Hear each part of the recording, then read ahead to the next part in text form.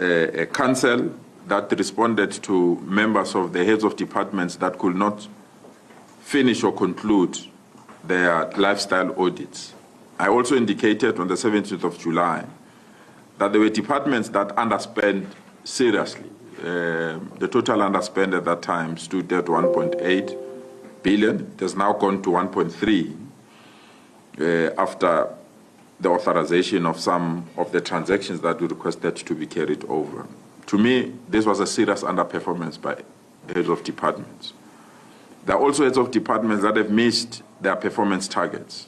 And we took serious exception that with the challenges that we are facing of service delivery, we can afford departments that are missing performance targets. We also found some audit outcomes which indicated some departments are not performing ideally.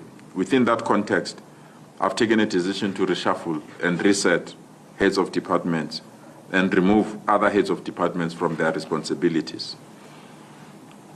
And from the 1st of August, these are the new heads of departments of each and every department in the province. EGAF is Masawata Mutlaneng. We've removed her from the Department of Infrastructure Development. She's now leading the Department of EGAF. The Department of Infrastructure is Mr. Rufus Mutlana. We've removed him from the Department of Education so that he can go to the Department of Infrastructure Development. Treasury, we've maintained Ms. Numisa Mnyani as the head of department.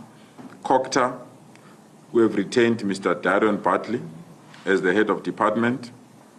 Transport, we have retained Mr. Dr. Tulani Mdadan, but this post will be advertised later this month. Human Settlement, we have retained Ms. Puleng Gabete Mabaso, and Agriculture, we have maintained Mr. Kulegile Mase. But in the following departments, I've appointed acting HODs with immediate effect, and will now resume the process of recruitment for permanent appointments. Environment, I've appointed Mr. Matthew Sateche as the acting HOD. Sports, Arts, Culture and Recreation is Mr. Mponawa. Social Development is Pumlas Khonyani. I think you are familiar with the name. Education is Mr. Albert Chani. Community Safety, the appointment is still pending. Health as well, the appointment is still pending to finalize some outstanding developments, and the current HOD will continue to be there until this process has been finalized. And I'm pleased that I've appointed a new HOD for the Department of Economic Development, Mr. Mutlajo Moholo. Mr. Moholo brings with him a wealth of experience in the public service. He has served as the head of economic research and chief economist in the city of Johannesburg, and a lead economist for the Land Bank and Deputy Director General in Mpumalanga and Gauteng Department of Economic Development. We needed, with the challenges that we're going to have with the US in terms of the tariffs and the need for us to reposition the economy of Gauteng, we needed a chief economist to lead us in this department. And we're proud that we've recruited the best brain that will assist to reposition Gauteng to go through the challenges that we are going through, especially within our motor industry and the economy challenges that we may face with the tariff increases that are facing us. We remain the economic hub of the country, and it's very important that we reposition ourselves with these pending challenges.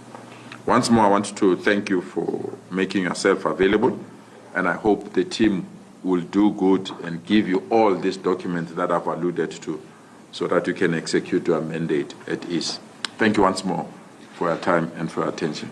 No, thank you very much, Premier. We truly do appreciate that. Maybe just a rider, Premier, because we had a serious battle with the first batch of the processes. We will release it to yourselves, colleagues, but just to have an appreciation, it's got names of people that we don't want to endanger them. So if you can just, we'll communicate at what point can we then release that, because the guys are removing some of the sensitive names because we really don't want to be the cause of their life. But let me just open up for yourselves for any question. one. Mr. Dasai, 1, 2, 3. Just your name as well as the media house you represent. Mr.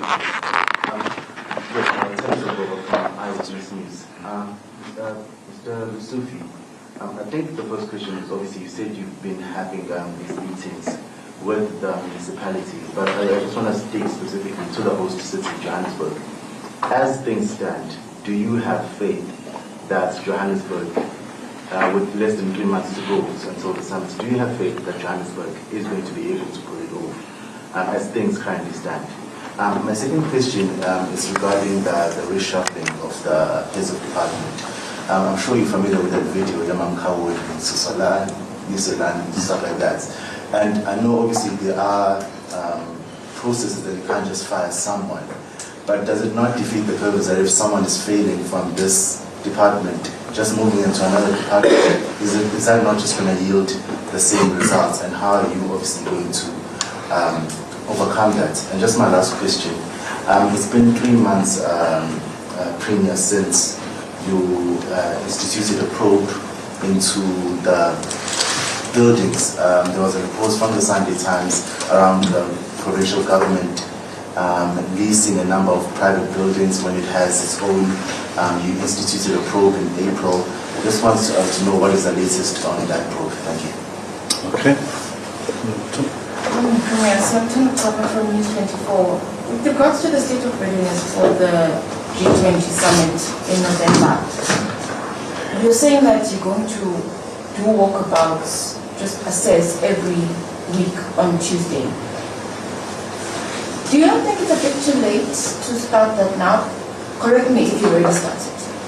But is it not just a little bit too late, considering that this is happening in a few months? And when you drive around Gauteng, Premier, what is your assessment of the state of readiness for the G20 summit? I'll leave it there for now. Thank you. Okay, thanks, Antona. Premier Christian Plessis from Departmental. My question relates to the redaction of the documents. What information will be redacted and what is the reason for that? Solim Samanga in the legislature had a lot of critique. He said, quote, you gave us nothing because there was black ink, a lot of black ink on those 47 reports that were released on the website. And he also referred or threatened with court action pending a meeting with the information regulator or issue with the, can you just elaborate on those threats or respond to those threats? Thank you. Let me start with you then, my friend. Thank you. Oh. You can go ahead, my son. It's okay. Okay, thank you very much for going. Premier, I want to pick up on my colleague from EW's question about the state of readiness, especially the city. We're reading this morning from the Sunday Times about some of the challenges financially of the city, where the finance minister has given the mayor 2 weeks to sort out basically their house in terms of finances. The confidence that you speak of about the city, are you that confident about that state of readiness, given the mess in terms of finances of the city? Thank you. Okay. Thank you very much. Usipamandla Boke from ENCA. Are you able to share with us how many cases from the first batch of investigations to the current one have been referred to the law enforcement agencies for criminal investigations, if at all? But number two, the implementation of the recommendations, your critics are saying it appears to be too slow in terms of implementing the recommendations in some instances. Are you happy with the speed and the pace that your administration has taken to implement the recommendations? On the understanding, you have moved from 1.8 billion to 1.3, but that's still a lot, Premier. I mean, bearing in mind the amount of challenges you are facing, your citizens complaining about service delivery, key departments involved in that. Surely, more needs to be done. Yes, you have moved HODs around, even though some people will say you have acted in a way that is not necessarily 100% correct, because if you shift them around, it serves no purpose. If they can't perform in that department, you move them to another department. Why not chop them at all? Okay, thank you very much. Colleagues. Let me start with Travis. I asked the team, even before you get the report, if you can give them your email address, or they've sent it already. This is the detailed report of each and every street, each and every traffic light. It's quite a detailed report. I summarized it. I said the team must give it to you, and you will see each and every municipality what we've done thus far, so that you have an idea, an appreciation of the work. When we say we are ready, what does that mean? And I hope when you see the report, you'll see, Tabiso, what do you mean? Obviously, to solve a problem, it means that you must start somewhere. And I always argue with people, when I start this side, the one that are this side will say, but we have not started with us. When I start this side, the one that is on this side will say, we have not started with us. The problems were huge. And I still feel they still need to be attended to. But we are giving a full update, literally, of each and every municipality, each and every.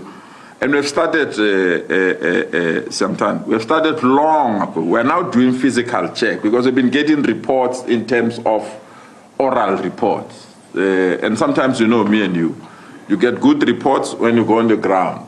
It's either different. So we want to satisfy ourselves that what we've been receiving thus far is indeed being implemented on the ground.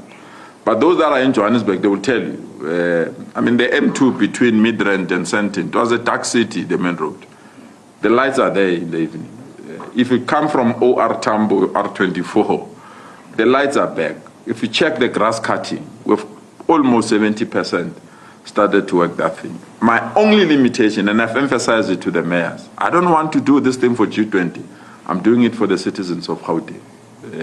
It's just that we are hosting this important activity. We must go beyond the G20 itself and sustain this kind of. So there will be potholes there, and there will be areas where people believe that we've not touched their areas. It's natural. If you start to make such huge intervention, you have to start somewhere, and those that we have not started from them, they will think that there's no meaningful change. And that's the reason why some people say that they don't see the changes that we've made. In terms of Johannesburg, I had a discussion with the executive mayor this morning on the basis of the letter that is received from the minister, Godongwan, on the state of finances of Johannesburg. And the executive mayor is very clear. With the bomb squad that is established and the presidential team that has been assigned to assist us here, all these issues that are identified are issues that they've moved on them. They've attended to them. It's just that the letter came on the basis that what they are seeing as the last reports that they've received. But in between the period in which this letter was written and what they've done as the municipality, there have been meaningful progress. And I've requested him to give me that report before we send it to the minister, and he's committed to give us that report. So there's a preliminary report he provided this morning. So in terms of Johannesburg, indeed, the challenges is a huge municipality. There have been areas that people feel that we need to accelerate, but I can assure you the presidential turnaround team is literally camped in our province. And we are quite convinced that there will be meaningful changes as we deal with them. You know, the movement of HODs, to me it was very important. It has never happened before. It's the first time in the history of this province that en masse we removed HODs on the basis of non-performance, also on the basis of underperformance in terms of expenditure. And if we are going to have almost 4 departments that I'm speaking to you now that are refilling their post, and those HODs have been moved because there are processes in government. I wish it was like politicians who can just say we have reshuffled to go home. Those that are in administration, there are processes. And we don't want to lose money or lose cases on the basis of recklessness because we are excited, we just want to remove people.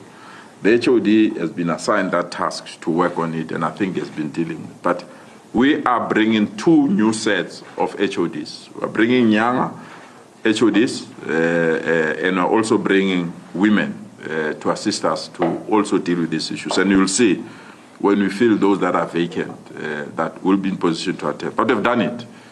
And that's very important, and that's the starting point. The problem with critics, if you don't do it, you are damned. Do it, you are damned. So we are consistent. We've identified gaps, we identified limitations, and we're attending to those gaps and those limitations. And that's the reason why we've acted the way we have acted. The reason why we there is a critical balance that we need to sustain here. Whistleblower says, we give you information, you expose our names. And those that are witnesses in cases as well. They say that we are witnesses for a certain case not to be known publicly. And we need to respect that.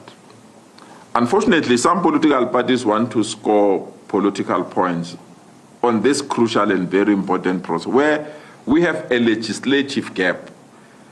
And now legislation is being enacted to assist us on how best to protect whistleblowers and how best can we release this kind of information. The Sunday Times today is running a very painful story about people that have been killed in local government. Very painful story. I don't want to add to that list where I'll publish names of people that have given us information, and tomorrow morning I must confront their families to say sorry. So we are only managing names of whistleblowers, not names of people that have committed crime or those that have been found guilty out of the processes. And that's the reason why this information has been managed in that particular fashion. And that is very important, so that those that have information must not be scared to come forward and provide this kind of information. So the investigation is very thorough on the buildings, very extensive. The team has started, and they're probing the relevant information that is needed, and we felt that we should give them the necessary extension that they've requested so that they conclude on this process. And here, we are not going to hide anything. As soon as this report is finalized, like what I'm doing now, we'll make that report public and available as well. I think I responded to Siamtanda in terms of our meetings. We are now starting the physical inspection, but we've been meeting for the last, since the announcement that we're going to host G20, we've been meeting. Actually, the safety team have been meeting every Tuesday. I join those meetings every week, every Tuesday. The one that are responsible for safety, they've been meeting since last year, every Tuesday. So we're just going through the physical inspection, the look and feel. It's quite a massive task, because we need to also deal with the cultural entertainment. We also need to do with the education of South Africans, because we don't want G20 comes there, South Africans, they don't know who are these people, what are they doing, what are the discussion. So there's an education element that we have also included. But there are 3 areas that are non-negotiable. And you will see this Friday, the president is joining us in the province on the water part. There is something we're going to unveil, water. There are 3 areas that are non-negotiable. It's water, it's electricity, and sanitation. Those 3, all our municipalities must ensure that we don't have challenges. That we've just concluded the water maintenance. You'll recall in the last 3 weeks, people are complaining about water. I'm glad that that maintenance has been finalized now, and then we'll be in a position to attend to the minor challenges that are still remaining. So we've been meeting, and then we'll continue to meet, but on Tuesdays, we just want to go and do physical inspection and be sure that we'll make South Africans proud. And as Gauteng, I want to assure our citizens, we will make them proud to host this event. It's not the first time. Last year, 2024, we hosted the BRICS head of states, so we've done it. And thus far, there have been not less than 39 G20 meetings in our province already, various subcommittees. I had a pleasure to host the Auditor Generals of the world that were here on G20 and I asked them about our arrangements and readiness. They said that they're coming back with their families individually so that they can explore our country further. So you can see the feedback. It's a very interesting feedback from. So we remain hopeful that we'll deal with all these issues. The information regulator, yes. The information regulator has sent a couple of letters to us, 2 to be explicit, DJ? Yeah, 2 to be explicit on all these issues. But the ball was already rolling on the issues that she wanted us to comply with. So the release of this is part of the commitment we made to her that we'll release these reports and we'll also copy her. If she's satisfied, she will tell us. If she's not satisfied, she'll also indicate to us. But we are working with the information regulator on all these issues.